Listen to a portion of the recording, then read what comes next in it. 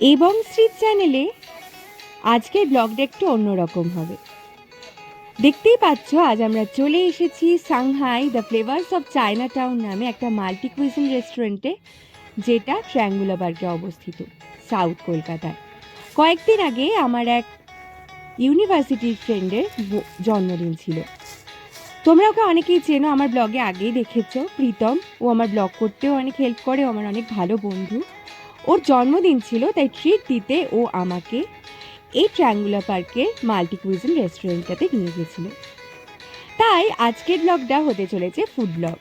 Food review তো অবশ্যই করে দেখাবো, তার সাথে তোমাদের এই রেস্টুরেন্টের অ্যাম্বিয়েন্সটাও দেখিয়ে দিই।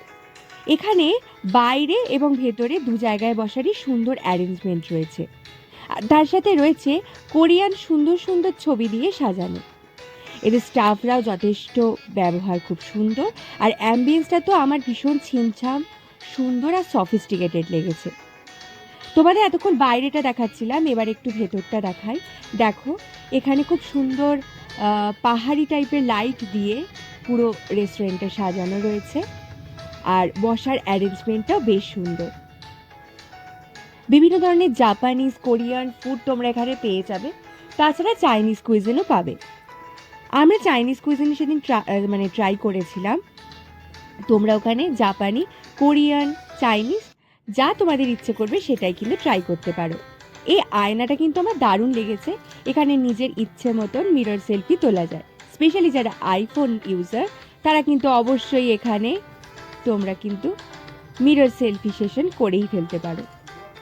ওই যে বললাম, জাপানি, কোরিয়ান বিভিন্ন ধরনের চিত্রকলা দিয়ে সুন্দর করে রেস্টুরেন্টটা সাজানো। ছিমছাম সুন্দর এই রেস্টুরেন্টের অ্যাম্বিয়েন্সকে তাই আমি 10-এ 8 দিয়ে দিচ্ছি। ট্রিটটা সেদিন ছিল প্রীতমের, কারণ ওরই জন্মদিন ছিল। তার আগে, ট্রিট নেওয়ার আগে অবশ্যই গিফট দেওয়া দরকার। আমি পুরীতে গেছিলাম, তোমাদের সেই গল্পও শুনিয়েছি, তাই ওর জন্য জগন্নাথ দেবের মূর্তি নিয়ে এসেছিলাম একটা ছোট্ট, সেটাই আগে ওকে দিয়ে দিলাম, কারণ এর থেকে বড় গিফট তো আর কিছুই হতে পারে না, তাই না? তারপর ওর জন্মদিনের গিফটও দিয়ে দিয়েছি। দেখো, প্যাক করে এটা দিলাম। কি পেয়েছে সেটা তো সম্পূর্ণ ওর ব্যক্তিগত ব্যাপার, এটা আমাদের বন্ধুত্বের ব্যাপার।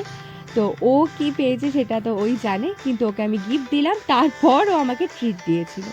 তো এখন আমরা মোটামুটি খাবার অর্ডার দিয়েছি, এখন ওয়েট করছি যে কখন আমাদের জন্য খাবার আসবে। তবে আমাদের খুব বেশিক্ষণ ওনারা কিন্তু ওয়েট করাননি, তাড়াতাড়ি আমাদের জন্য খাবার চলে এসেছিল। প্রথমেই আমরা নিয়ে নিয়েছিলাম ইন্দো ওয়েস্টার্ন স্টাইলের ড্রাই চিলি চিকেন। সাধারণত আমি স্টার্টারে ফিশের কোনো আইটেমই অর্ডার দিই, কিন্তু সেদিন যেহেতু প্রীতমের ট্রিট ছিল তাই ওর পছন্দ মতন ড্রাই চিলি চিকেন অর্ডার দিয়ে দিয়েছিল। এখন আমি সেটাই ট্রাই করে দেখছি যে কেমন খেতে। মোটামুটি 10 পিসেস দিয়েছিল ওরা, আর এটার দাম 250-র মধ্যেই ছিল। আমার মুখের এক্সপ্রেশন দেখে তোমরা এতক্ষণে নিশ্চয়ই বুঝে গেছো এটা কেমন খেতে। স্টার্টারে যে ড্রাই চিলি চিকেনটার সাথে ক্যাপসিকাম ছিল, ওটা খেতেও আমি খুব ভালোবাসি, আর এটা যথেষ্ট ডেলিশিয়াস ছিল, আর জুসি ছিল চিকেনগুলো। তোমরা অবশ্যই এটা ট্রাই করো। এটা আমি দিয়ে দিলাম 10-এ 8। এতক্ষণে ওরা আমাদের মেন কোর্সের খাবার দিয়ে দিয়েছে এবং সেটাই এখন সার্ভ করছে ওরা।